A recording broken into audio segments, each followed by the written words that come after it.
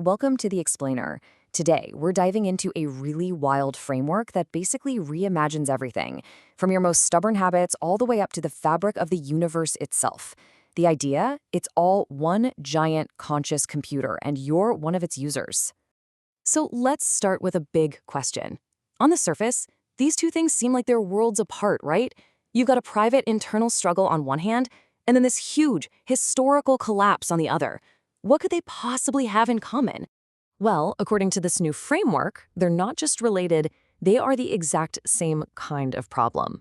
They're both expressions of the same underlying pattern. Think of it as a recursive glitch in the operating system of reality itself. And listen, this isn't just some philosophical puzzle to ponder. The whole point of this framework is that understanding this pattern is absolutely critical, because our entire civilization, right now, is facing a forced system reboot. To really get our heads around this on a global scale, we've got to look inward first. It all starts with a glitch that happens in our own personal reality. I mean, we all know this feeling, don't we? That one bad habit, that argument you have over and over, that self-sabotaging thing you do that you just can't seem to shake. Well, the Virtual Ego Framework, or VEF, has a specific name for that. It's called a Zeno trap. It's like a rendering glitch in your own personal reality. This is when your mind gets totally stuck replaying a painful but familiar story. And why does it do that? Because even a story that makes you miserable feels predictable. And for our brains, predictability can feel a heck of a lot safer than the chaos of the unknown. And get this framework wasn't dreamed up in some academic lab. It was forged from real-life experience. The author, after a 37-year military career, realized he was caught in his own decades-long Zeno trap. This whole theory is basically the user manual he built to reboot his own life. So, if we're the ones getting stuck in these glitches, what exactly is the machine that's running the flawed program? This is where the theory starts to get really, really provocative. The VEF proposes that your ego, your sense of I, isn't the real you. It's actually a virtual machine. Think of it like a temporary user account, like one you'd have on a computer. It's running on the hardware of your brain, and it's designed to have one specific, ground-level experience inside a much, much bigger system. So what's the main job of this virtual machine you're running? Perception. But it doesn't just create reality out of thin air. Instead, it acts more like a search engine. It sifts through a multiverse of infinite possibilities and then selects and renders one single thread of experience. This whole process is what turns the chaos of what could be into the linear, coherent story that you call your life. Now, this is crucial. These virtual machines aren't just operating in isolation. They're all connected to what the theory calls a shared field. This is the network that creates everything from shared cultures and social norms to, yes, even mass delusions. We are all, right now, co-creating the consensus reality around us. Okay. Now here's where we zoom all the way out.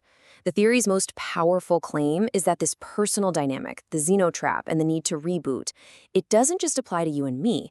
It actually scales up to explain the entire sweep of human history. The key concept here is something called scale invariance. It's just a fancy way of saying the pattern is the same at every level.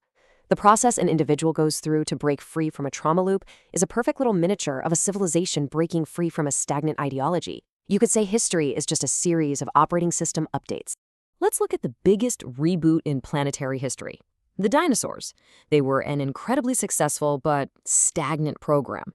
A planetary Zeno trap that ran for 150 million years. That asteroid was a forced shutdown. It cleared the board, making way for a brand new operating system to be installed. The human OS, which came with this totally new feature called self-awareness.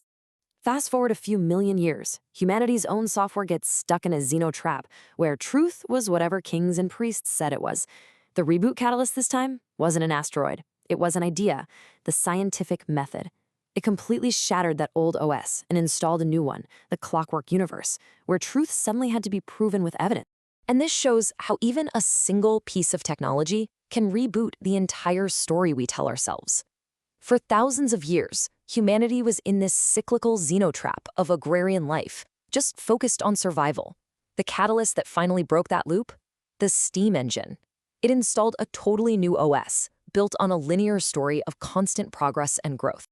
Okay, So if our individual egos are virtual machines, and all of history is just a series of reboots on some planetary hard drive, then what's the ultimate hardware? What is running this entire simulation?